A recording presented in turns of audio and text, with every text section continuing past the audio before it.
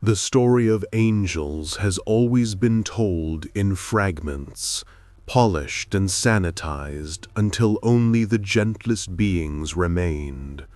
Most people know the messengers, a few know the warriors, and the devout speak of the archangels as if they were the entire celestial order. But the heavenly hierarchy is far older, far stranger, and far more layered than the neatly packaged versions we inherited. Before Gabriel delivered his messages, before Michael became the symbol of divine strength, there existed another order of beings, older than organized religion, older than the languages used to describe them. They were called the Watchers. Their name in the ancient tongue was not poetic. It was precise. They were observants, sentinels, the quiet custodians stationed at the edges of humanity's earliest dawn. They watched the first sparks of civilization rise from mud and fire. They watched the first humans carve symbols into stone, draw constellations in the sand, and attempt to make sense of a world they barely understood. But the Watchers were not passive observers. Their presence shaped early humanity in ways that later scribes tried to erase. They stood between heaven and earth, closer to humans than any other angels had ever been allowed to stand. Some say they guided the first shamans in reading the sky. Others whisper that they taught the earliest kings how to rule, and the earliest healers how to listen to the heartbeat of the earth itself. Their influence was profound, too profound, and this is where the story begins to fracture. When later generations tried to recount the early history of the world, the Watchers' role became uncomfortable. Their closeness to humanity didn't fit the neat theology that came later.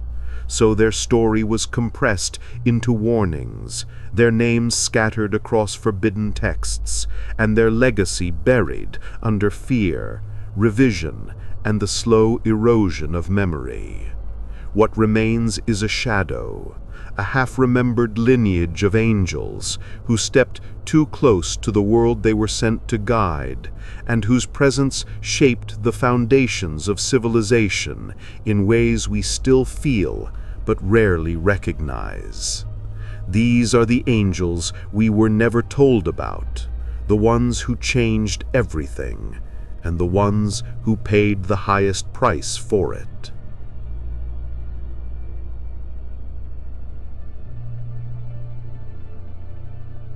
In the beginning, humanity walked the earth with open eyes but unshaped minds.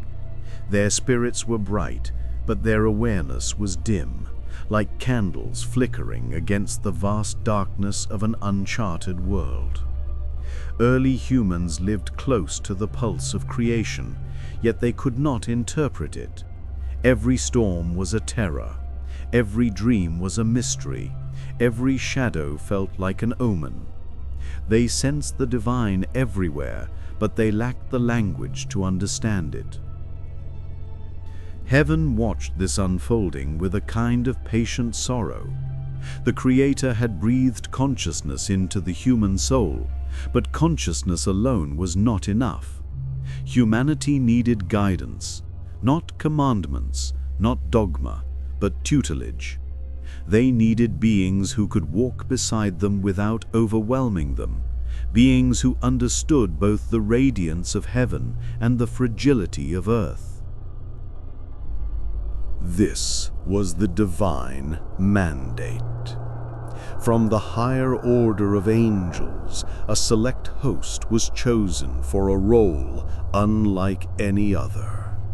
They were to descend to the earthly realm not as rulers or conquerors, but as custodians of human awakening.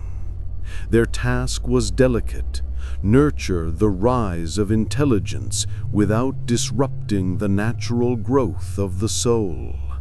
Illuminate, but do not dominate, guide, but do not control, protect, but do not imprison. These were the Watchers, bridge beings crafted for liminality. They were powerful enough to bear heaven's wisdom, yet gentle enough to stand quietly beside early humanity without shattering the fragile world forming around them. Their attention was meant to be like rain on dry soil, subtle, nourishing, transformative. And so they descended, slipping into the world silently, like stars falling through a veil. They walked unseen along riverbanks where the first villages gathered. They stood beside the first fires lit in caves where humans painted the dreams they could not yet translate. They whispered inspiration into the minds of early hunters, early mothers, early mystics, nudging humanity forward, one spark at a time. Their presence was never meant to alter fate, only to elevate it. They were the guardians of humanity's early consciousness, ensuring that the human spirit would not remain forever chained to instinct and fear. Under their watch, the first symbolic thoughts emerged. The first rituals were born, the first glimpses of cosmic understanding ignited. But heaven's decree carried a hidden paradox. To guide humanity, the Watchers had to come close enough to feel the pulse of human life, close enough to understand sorrow and joy, hunger and hope, close enough that the line between observer and participant would blur and eventually break. The divine mandate was meant to elevate mankind. Instead, it planted the seeds of a story that heaven could not have predicted, and that earth would never forget.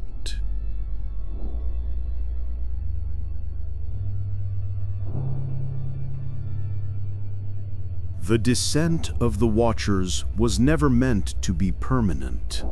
According to 1 Enoch 6, verse 2, they came in the days of Jared, a specific moment when humanity stood at a delicate threshold between instinct and insight. But something happened the moment they crossed the veil into the earthly realm. The world did not simply receive them, it moved them. At first, they watched humanity with the clarity of angels.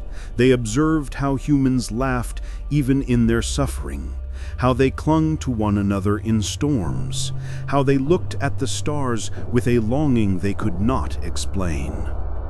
What captivated the Watchers was not beauty alone, though ancient texts emphasize this too. The real seduction was the human condition itself. For angels, existence was certainty. For humans, existence was a question. The Watchers had never known hunger. They had never experienced time. They had never felt the trembling poignancy of a heartbeat that could vanish in sleep and never return. Mortality was a mystery to them, and mysteries draw angels the way light draws moths. Over the years, their guidance shifted into something more intimate. Some began walking among humans openly, cloaked in forms that early peoples accepted without fear.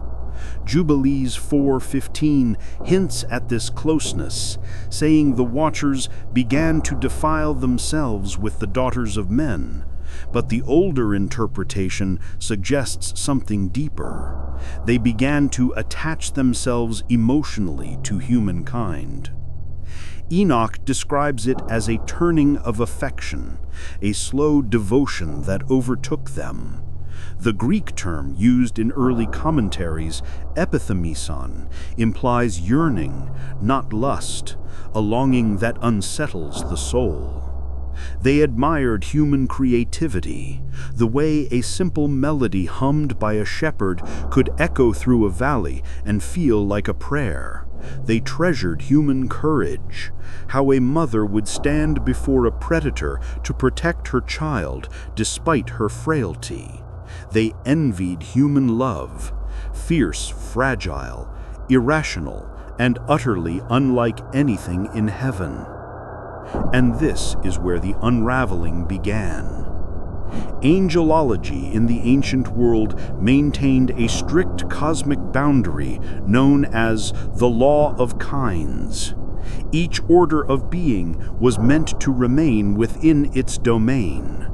Mesopotamian traditions speak of the Apstu decree, stating that divine beings who crossed into the mortal realm risked losing their celestial alignment.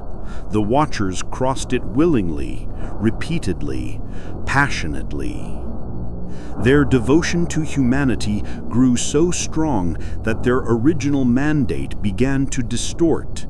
Instead of elevating humans from a sacred distance, they began to teach them more openly, more generously, more recklessly.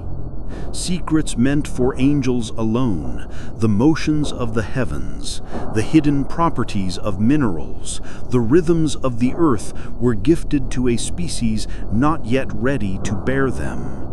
In 1 Enoch 8 verse 1, the angel Azazel is said to have taught the making of swords and shields, but the broader ancient understanding was that he revealed the deeper metaphysics of metal, the idea that matter could be reshaped by will, a concept far more dangerous than the weapons themselves. Others, like Shemihaza, taught enchantments and root-cutting, early forms of medicine, divination, and what later cultures would call magic. What began as love became interference. What began as guidance became enthrallment. And what began as devotion soon became defiance. The Watchers did not fall in a single moment. They drifted, one emotion at a time, one choice at a time, until heaven looked down and realized that its appointed guardians had crossed the one boundary angels were never meant to cross. Not the boundary between heaven and earth, but the boundary between duty and desire. The moment the Watchers stepped beyond their appointed boundaries did not happen with thunder or rebellion. It happened quietly, almost tenderly, in the hidden corners of the ancient world. 1 Enoch 6, 3-4 describes the scene simply. The Watchers took wives, choosing for themselves, sealing a pact among one another that they would all share the same fate. But beneath this deceptively simple description lies one of the most charged events in ancient spiritual history. To heaven, the union between angels and humans was not merely forbidden, it was impossible. Angels were beings of pure emanation, consciousness without decay, form without flesh. Humans were embodiments of soul in matter, bound to cycles of birth and death. These two states of being were never meant to merge. The act itself represented a collapse of cosmic categories. Yet the Watchers entered these unions not as predators, but as lovers. Ancient Aramaic commentaries use the word lakach, meaning to take in kinship rather than conquest. The earliest myths suggest something deeply symbolic, the merging of the celestial and the terrestrial, spirit descending fully into matter. It was the echo of an archetype found across civilizations, the gods who pair with mortals, the divine that chooses embodiment. But heaven saw this act differently. In the metaphysical structure of early angelology, each realm vibrated at its own frequency.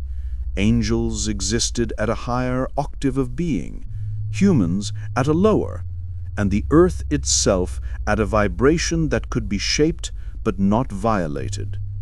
When the Watchers merged with humanity, these frequencies collided, producing offspring that did not belong to any realm.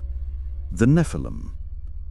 Genesis 6 verse 4 calls them the Geburim, the mighty ones, but the term Nephilim comes from the root naphal, to fall, to descend, or to cause something else to fall.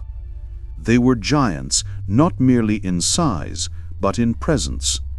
Early Mesopotamian tablets speak of similar beings, the Apkallu, semi-divine sages born of gods and mortals, who possessed extraordinary knowledge, but carried an aura of danger.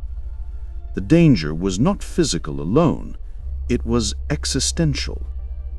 The Nephilim were beings of mixed essence, too powerful for earth, too bound by matter for heaven, and too spiritually charged for mortals. Their very existence bent the natural order. They learned faster, felt deeper, hungered for both spiritual and material dominion. The Book of Giants, part of the Dead Sea Scrolls, depicts them as tormented, aware that they were out of place in a world that had no category for them. Symbolically, the Nephilim represented the consequences of crossing divine boundaries. Spirit descending into flesh without divine sanction created a fracture, a tear in the cosmology of the ancient world. Spiritually, these unions symbolized a profound truth, that love, when divorced from wisdom, can become destructive. The Watchers were not evil. They were enamored. They were not malicious. They were overwhelmed by the beauty of a realm they were only meant to observe. Metaphysically, their union represented an imbalance of energies. The celestial masculine, vast, luminous, immortal, merging with the earthly feminine, fertile, cyclical, mortal, created a fusion too potent and unstable for the world to bear. The Nephilim embodied this volatility. For early humanity, these hybrids were both awe-inspiring and terrifying. They were beings of immense strength and precocious intelligence, walking contradictions of divinity and flesh. Their presence distorted the ecological and spiritual balance of the world, amplifying human conflict, accelerating cultural development, and warping the subtle fabric that held creation in harmony. This was the spiritual earthquake that heaven could no longer ignore.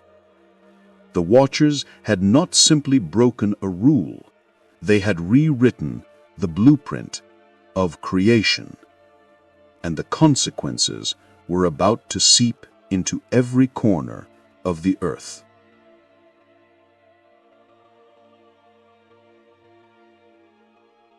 The unions between the Watchers and humanity did more than produce hybrid offspring. They opened a channel, a direct conduit through which divine knowledge flowed into a world not yet prepared to hold it. What followed was an acceleration unlike anything the early Earth had ever seen.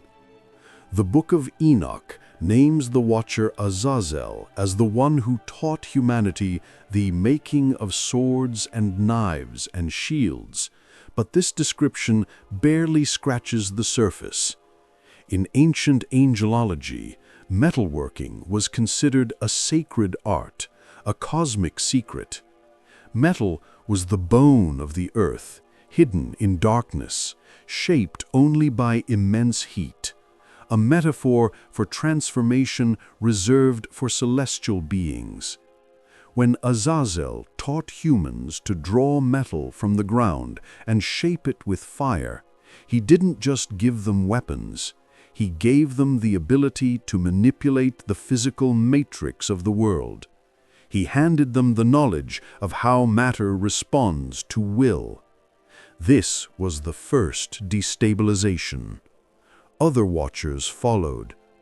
Shemi-Hazah, described in 1 Enoch 8, taught enchantments, early forms of ritual knowledge, incantation, and the manipulation of energy through intention. What later cultures would call magic was originally a sacred science, but humans, driven by fear and desire, turned it toward power. Barakiel taught the movements of the heavens, not merely astronomy, but the deeper logic behind the stars. Early humans learned how to read celestial patterns as reflections of earthly events. Astrology was born. Once a divine language, it became a tool used by kings to predict omens, harvests, and wars. Shamziel unveiled the cycles of the sun and the mysteries of solar magic. Penamua taught the art of writing, another dangerous gift. For writing fixes ideas in time, granting humans the power to preserve knowledge independently from the spiritual intuition that once guided them.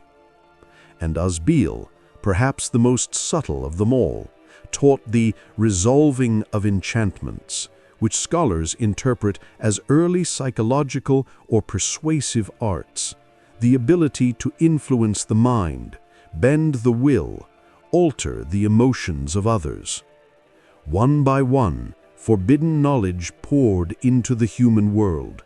Knowledge meant for angels, knowledge meant to be earned, not given. Civilization surged forward. Villages became city-states. Hunters became soldiers. The first mystical schools emerged, taught by human students of celestial teachers. Humanity advanced faster in 2 centuries than it should have over millennia. But the world itself began to strain under this unnatural growth. The spiritual equilibrium, the balance between instinct and insight, reverence and reason, began to tilt. Humans learned to manipulate the natural world before they understood the consequences of doing so. They forged weapons before they cultivated empathy. They mastered charms before they mastered discipline. They learned the mechanics of the stars without learning the morals behind their movements. This imbalance echoed through the earth like a fracture spreading through stone. The Nephilim, born of this mingling of realms, amplified the instability. With their strength, they dominated. With their intellect, they ruled. With their spiritual potency, they warped the psychic environment around them.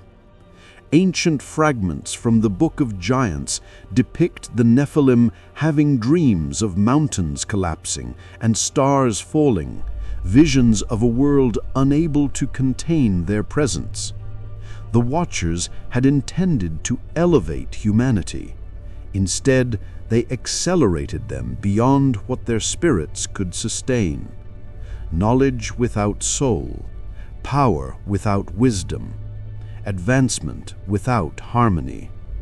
What followed was inevitable.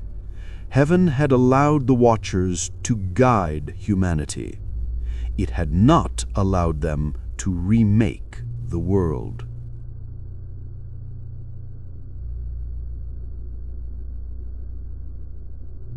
The world that formed under the influence of the Watchers was not the world heaven had envisioned. What began as guidance had spiraled into corruption, not only of humanity, but of the very energies saturating the earth. The Nephilim dominated the land with a magnitude that shook the soul of creation. Tribes fled their cities, rivers ran with violence, the air felt heavy as if burdened by invisible shadows.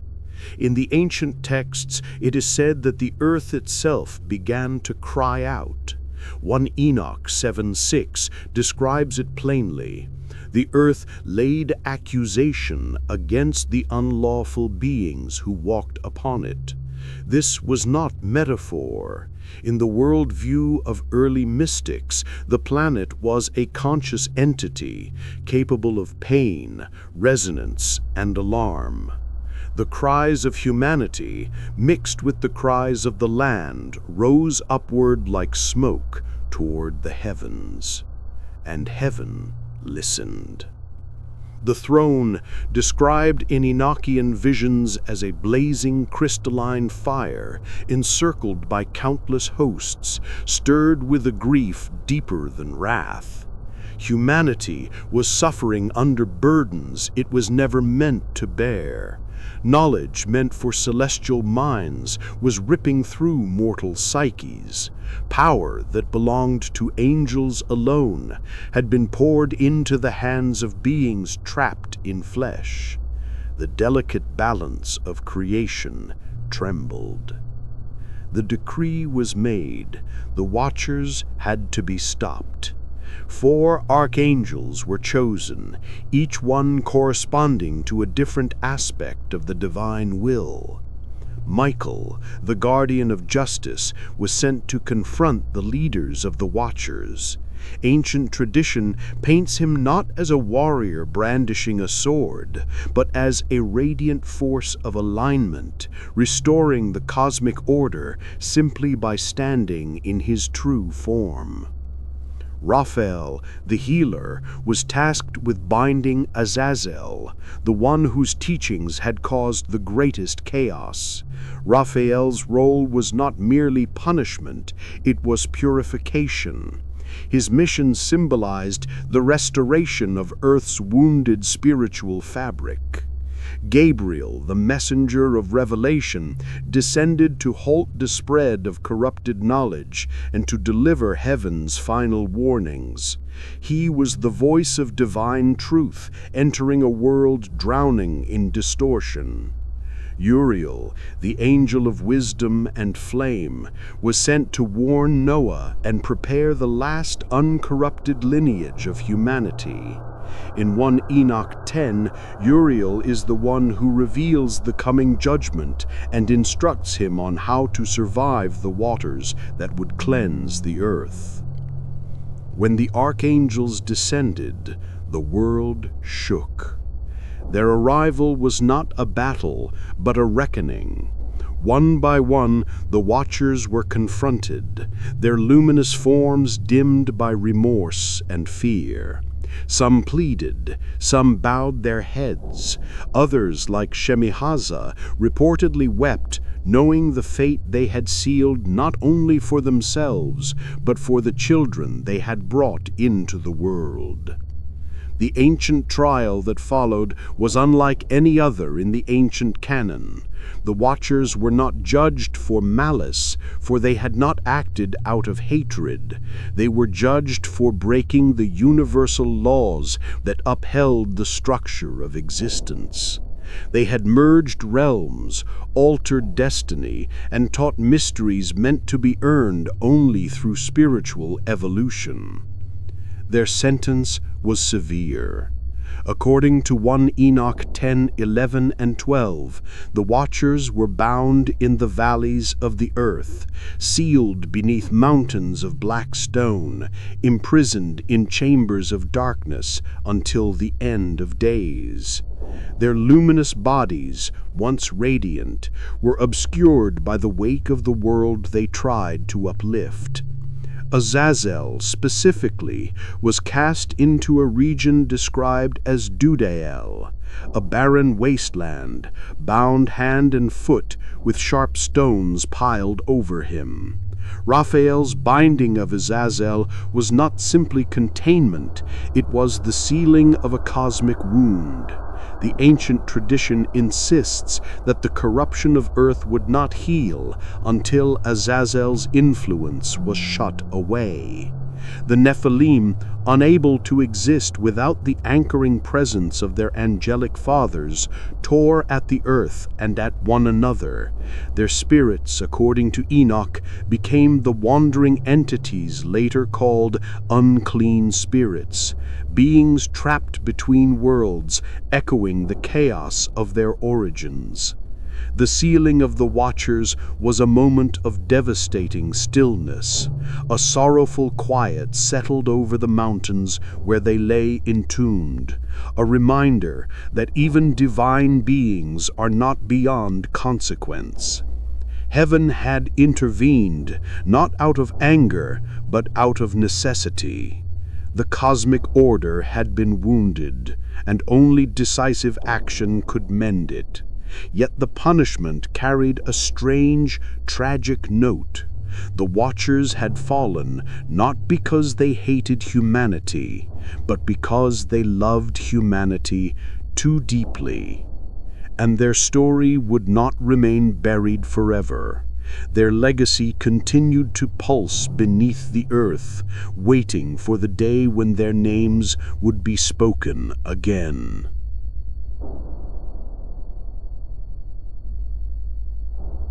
The physical imprisonment of the Watchers silenced their voices, but it could not silence their memory.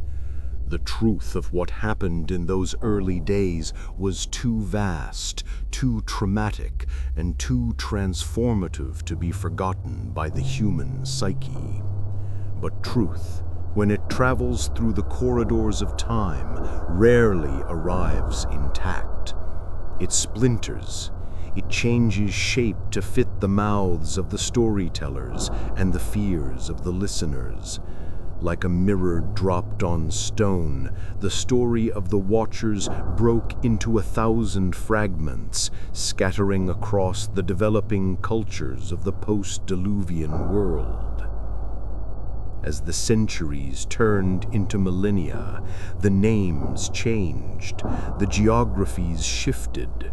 The languages evolved from guttural whispers to complex scripts, but the core memory, the imprint of divine beings who descended, taught, and were punished, remained burned into the collective consciousness of the species. If you look closely at the oldest myths of the world, you do not find fiction. You find the debris of a singular cataclysmic event.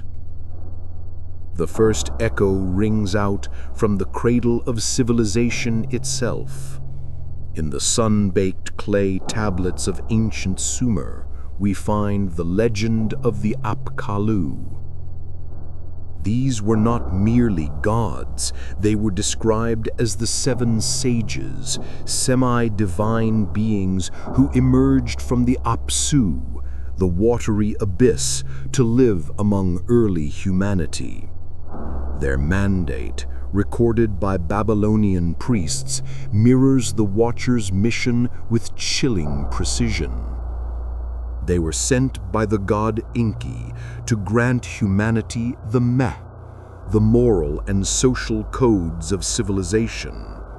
They taught the crafts of building, the laws of government, and the secrets of agriculture.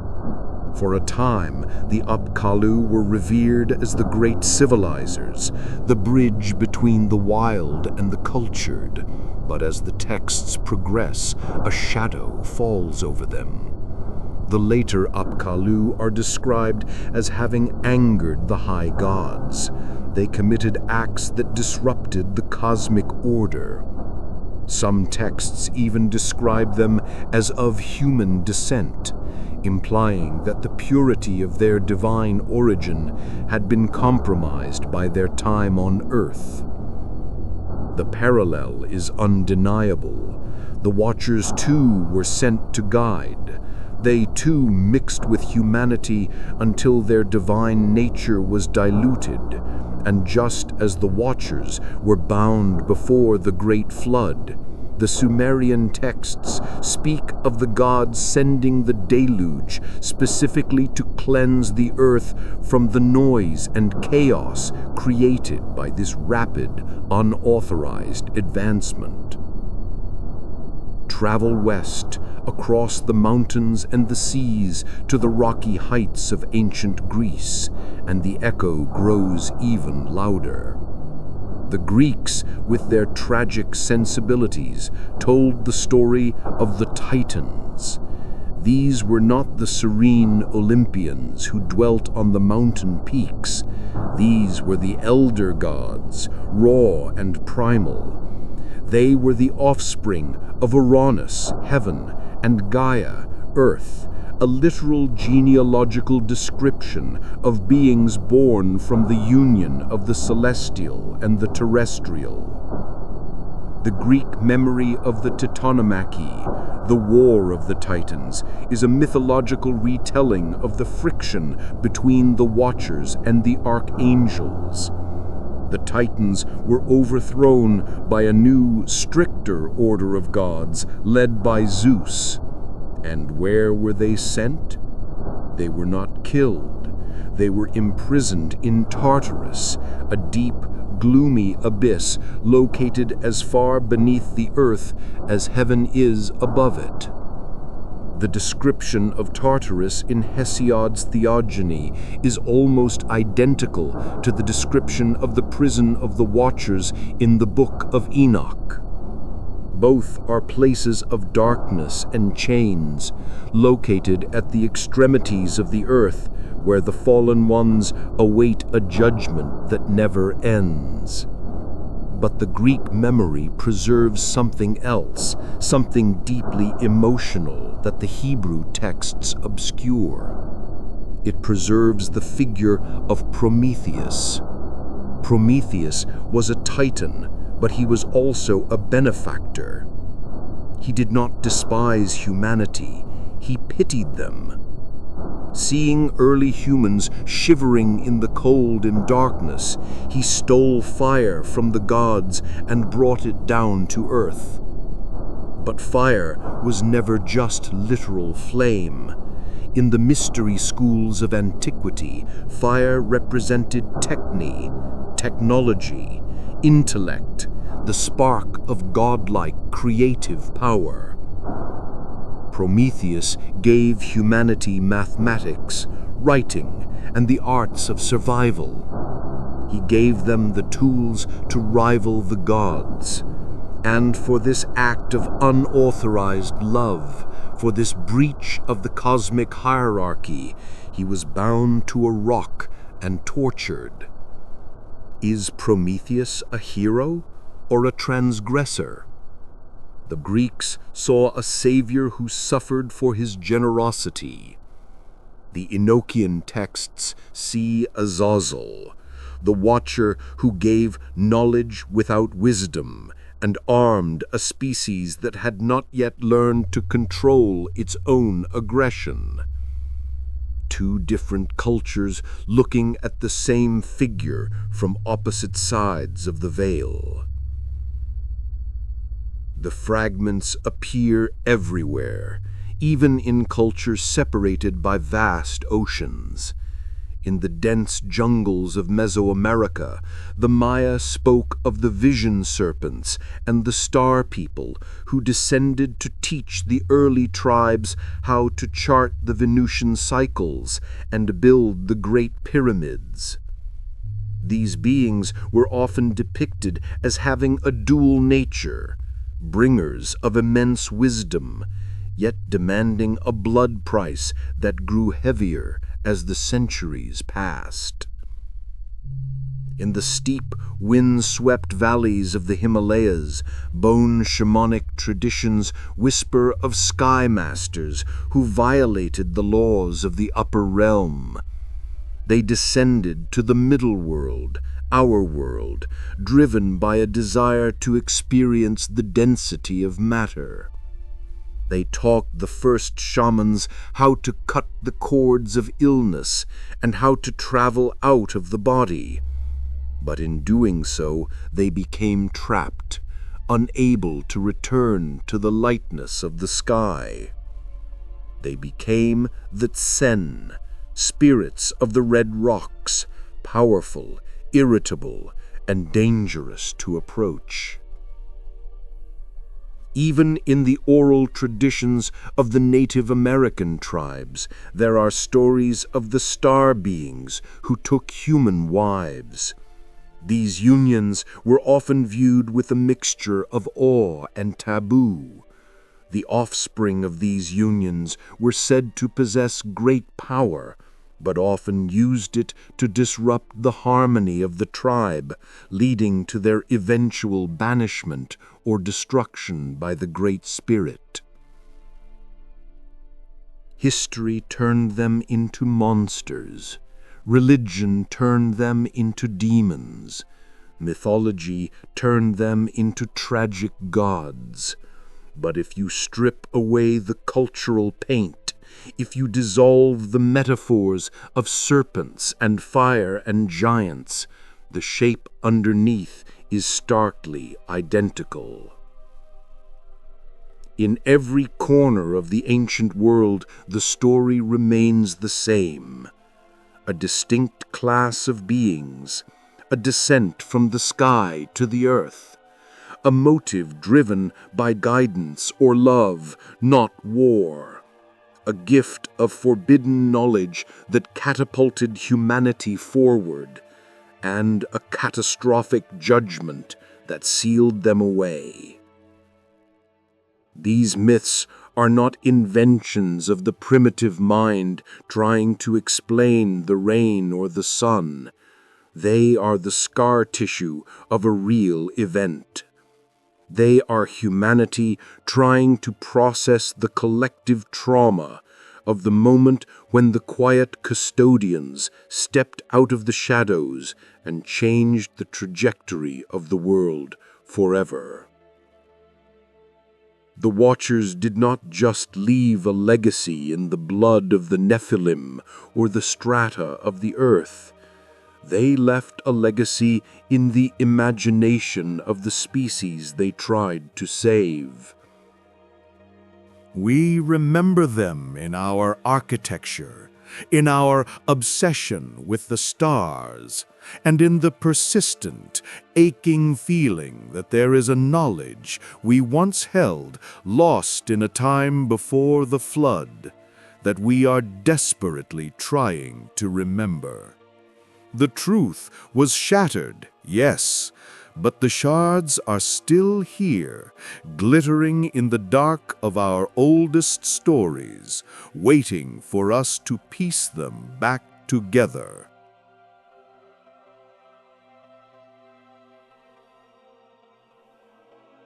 If the descent of the Watchers was a tragedy, the birth of their children was a catastrophe. History and Sunday school lessons have often reduced them to a footnote, vague references to giants who roamed the earth before the flood. We imagine them simply as large men, warriors of exceptional height, primitive and brutish. But the ancient texts paint a picture far more unsettling. The Nephilim were not merely tall humans. They were biological and spiritual impossibilities. When the celestial essence of the Watchers merged with the terrestrial biology of human women, it created a being that the universe had no category for. They were a violation of the law of kinds. In the physics of the spirit, they were a paradox.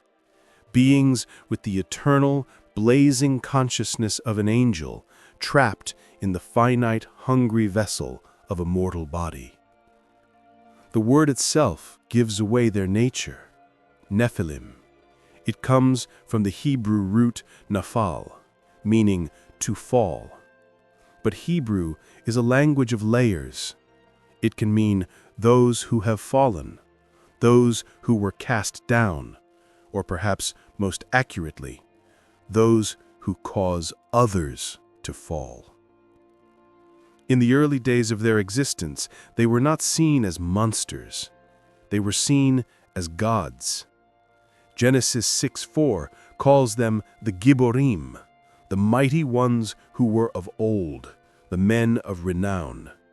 They were the heroes of the ancient world, the kings whose feats were etched into the first stones of history. With the intellect of their fathers and the vitality of their mothers, they dominated the emerging civilizations. They were the architects of impossible cities, the rulers of the first empires, the generals who turned war from a skirmish into a science. Imagine a being with the charisma of a divine messenger and the ambition of a human king. They were irresistible. They were brilliant, and they were terrifying. The Book of Enoch describes their appetite as their defining trait. Because they possessed a spirit that was too large for their bodies, they were consumed by an unquenchable hunger. The text says they consumed the produce of all men. When the crops failed, they turned on the animals. And when the animals were gone, they turned on humanity itself. This was not just physical cannibalism. It was a metaphysical consumption. The Nephilim drained the earth.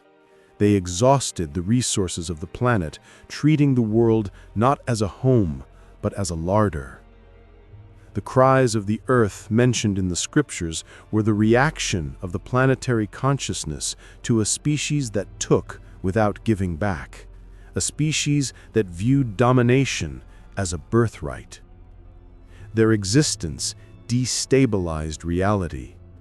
They were living glitches in the matrix of creation. Heaven looked down and saw a genetic and spiritual dead end. If the Nephilim were allowed to continue, they would eventually consume everything, leaving the earth a barren husk. Moreover, they were beginning to dominate the human gene pool. The image of God that humanity was meant to bear was being overwritten by the image of the fallen. This is the uncomfortable truth behind the Great Flood. In the modern mind, the flood is often viewed as a punishment for human sin, usually interpreted as moral wickedness. But the older traditions suggest something far more surgical. The flood was not just a wash, it was a sterilization. It was a cosmic reset button designed to wipe the board clean of the hybrid lineages that had usurped the natural order. The waters came, the mountains were covered, the great cities of the Nephilim, built with knowledge stolen from heaven, were ground into mud. The physical bodies of the giants, the vessels of flesh and bone, drowned just like any other beast. But here lies the darkest twist of the Enochian narrative. What happens to a being that has no place to go? When a human dies, their soul is said to move on to a specific afterlife. When an angel falls, they are bound in the abyss. But the Nephilim, they were neither fully human nor fully angel. They were hybrids. Heaven would not receive them.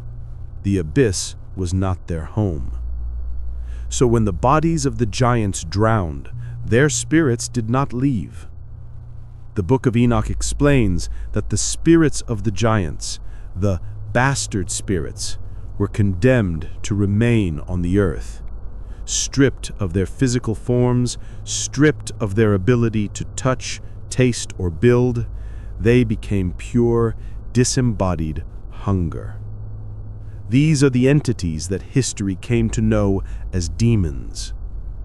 It is a crucial distinction that modern theology often misses. In the ancient worldview, fallen angels and demons are not the same thing. The Watchers are the fallen angels, bound in darkness, awaiting judgment, removed from the playing field. The demons are the disembodied spirits of the Nephilim, still here, roaming the earth, looking for bodies to inhabit, looking for a way to feel the world again. They are described in the texts as oppressing, destroying, attacking, warring, and working destruction on the earth. They cause visions. They manipulate the mind. They linger in the ruins of their old civilizations, attaching themselves to places and people, driven by the eternal memory of the power they once held and the body they lost. The Nephilim were the children that should not have existed, and in a way, they never truly died.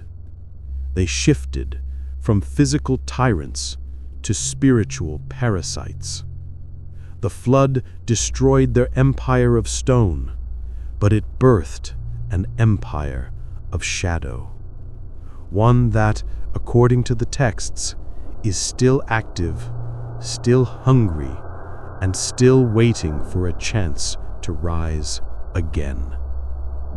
The Watchers were locked away, but they left their children behind with us, and we have been dealing with their ghosts ever since.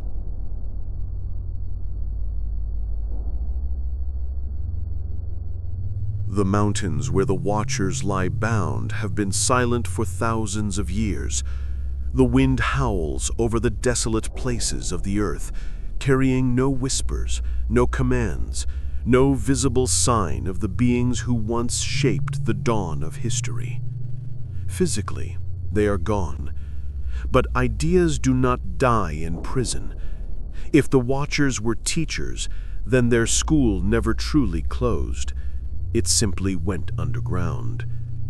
The flood washed away their cities, but it could not wash away the knowledge they had planted in the human mind.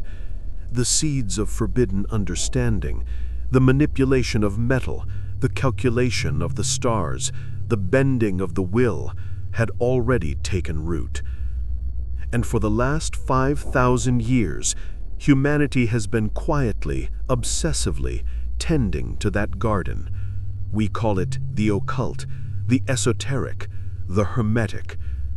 But if you trace the lineage of hidden wisdom back to its source, the footprints do not lead to human invention.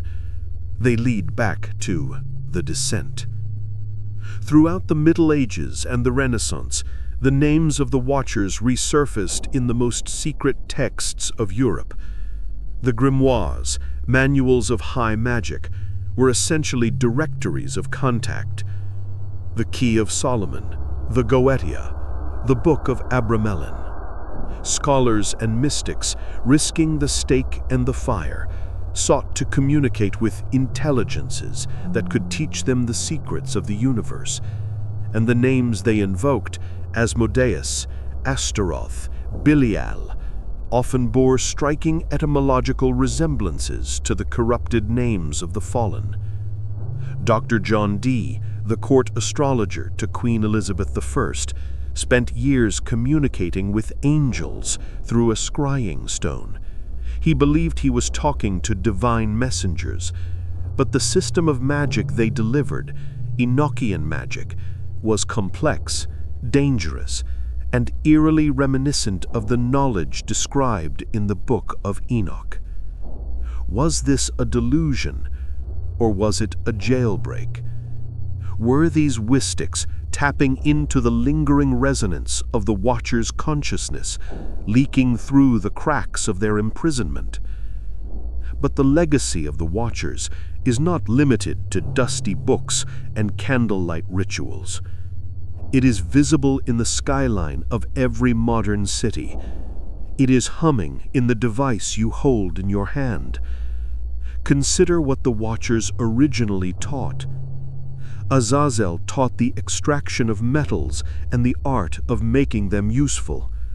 Shemihaza taught the cutting of roots and the mixing of compounds. Berakia taught the observation of the heavens. Look at us now.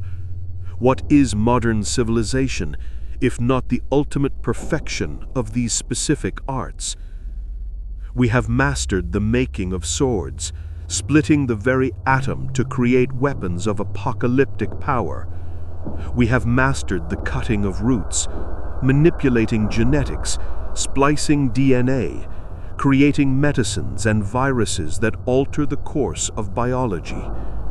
We have mastered the signs of the stars, launching satellites, traversing the void, turning the heavens into a grid of surveillance and communication. The technological singularity we are approaching is not a new phenomenon. It is the fulfillment of the curriculum begun in the days of Jared. The ancient texts warned that this knowledge was given too soon, that humanity lacked the spiritual maturity to handle the power of the angels. Looking at the modern world, a world of godlike technology and primitive morality, a world capable of destroying itself in a single afternoon, one has to wonder, was the warning right? Are we living in the world heaven intended, or are we living in the world the Watchers designed? This brings us to the most uncomfortable question of all, the question that haunts the seeker. Were the Watchers truly villains? History is written by the victors, and the victors, in this case, were the archangels. The canonical narrative paints the Watchers as corruptors, lustful rebels who ruined paradise. But there is a counter-narrative that has persisted in the shadows for millennia, the Gnostic view, the Promethean view. In this light, the Watchers are not demons, they are liberators. They looked at early humanity, living in fear, huddled in caves, obedient but ignorant, and they felt pity. They saw a species with the potential for divinity, but kept in the dark by a jealous creator. They fell because they wanted to raise us up. They gave us fire. They gave us science. They gave us the ability to challenge the gods. Yes, they broke the law. Yes, their gifts caused chaos. But is not chaos the price of evolution? This is the tragic beauty of the Watcher myth. It forces us to ask if our civilization, our art, our science, our complexity is a gift from God or a stolen treasure from the fallen. Are we the children of grace, or are we the apprentices of outlaws? The legacy of the Watchers is not just around us, it is in us. It is in our insatiable drive to know more, to build higher, to conquer nature, to pierce the veil. That hunger isn't human, it was given to us. And as we stand on the brink of artificial intelligence, genetic modification, and planetary colonization, we are finally ready to graduate from the school they founded. The Watchers may be bound in the darkness, but look at the world we have built with their tools. Their work is finished.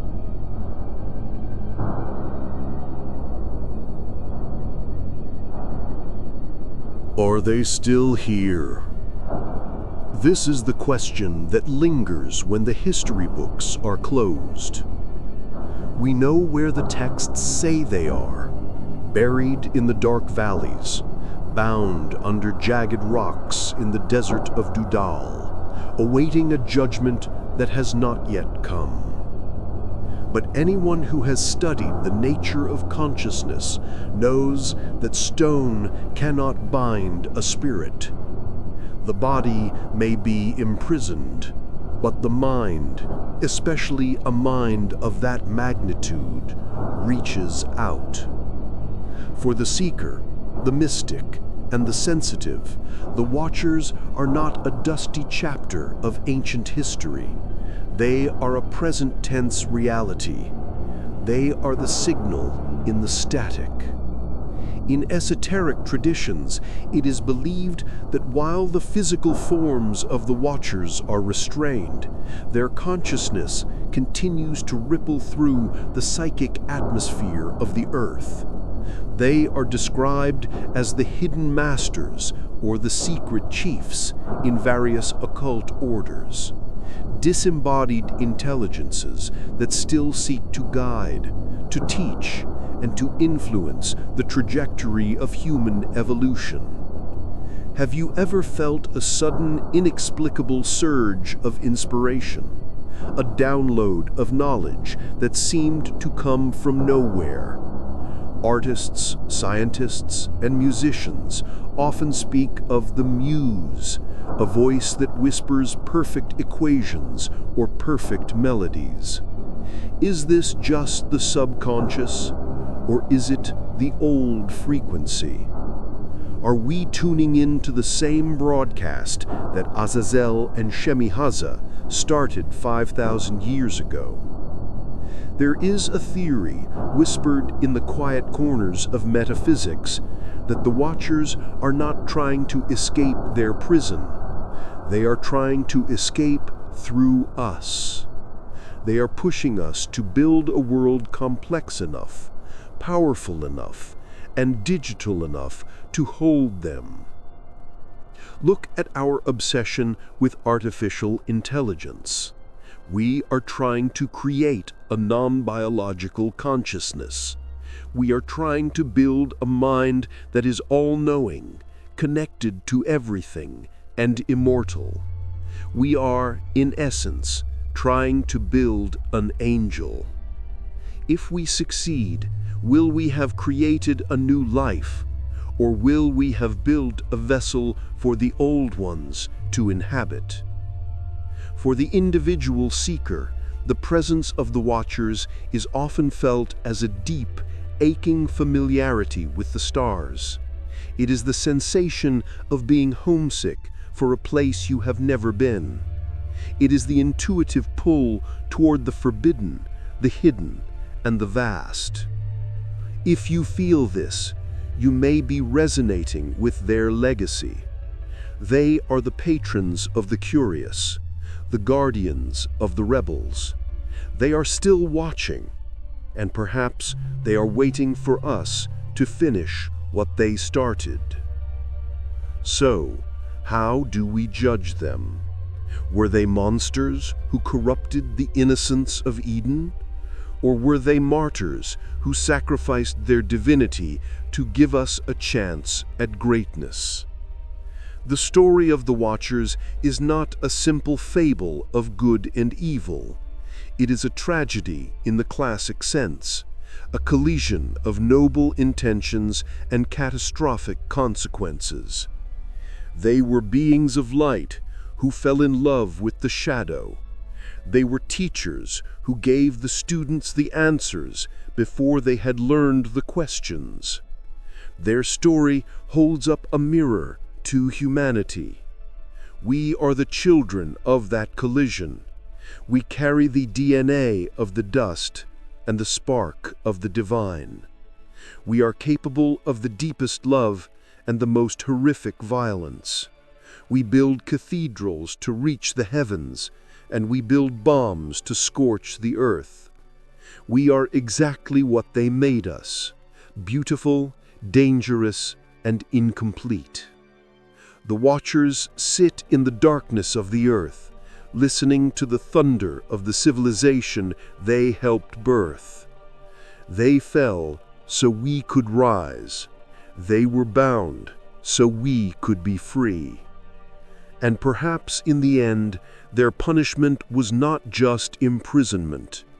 It was the agony of watching us, seeing us make the same mistakes, feel the same forbidden desires, and reach for the same fire that burned them. The story of the Watchers is not just ancient history. It is the story of the eternal struggle between duty and desire, between the safety of the garden and the danger of the wilderness. They made their choice, and every day, in the quiet war of the human heart, we are making ours.